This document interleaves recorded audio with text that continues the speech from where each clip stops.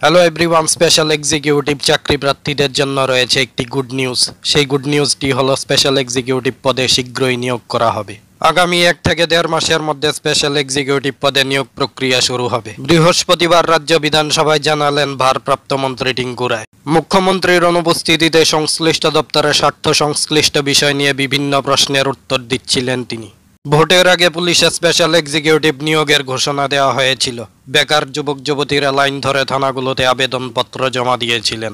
দুবার বিজ্ঞপ্তি জারি হয়। গত বছরের 30 সেপ্টেম্বর মুখ্যমন্ত্রী অধ্যাপক ডক্টর মানিক সাহার সভাপতিত্বে মন্ত্রিপরিষদ স্বরাষ্ট্র বিভাগের অধীনে 6067 জন বিশেষ নির্বাহী নিয়োগের সিদ্ধান্ত নেয়। গ্রামীণ ও শহরাঞ্চলের সব থানার পুলিশকে সহায়তা করার জন্য বিশেষ নির্বাহীদের নিয়োগ করা হবে বলে জানানো হয়। মন্ত্রী জানান, ত্রিপুরা পুলিশে 6000টি স্পেশাল এক্সিকিউটিভ পদে অন্তর্ভুক্তির জন্য ইন্টারভিউ শেষ হয়েছে।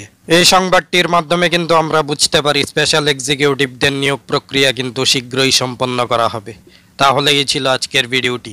ত্রিপুরা জব রিলেটেড আরও গুরুত্বপূর্ণ ভিডিওস পাওয়ার জন্য আমাদের চ্যানেলটি সাবস্ক্রাইব করুন। সবাইকে ধন্যবাদ।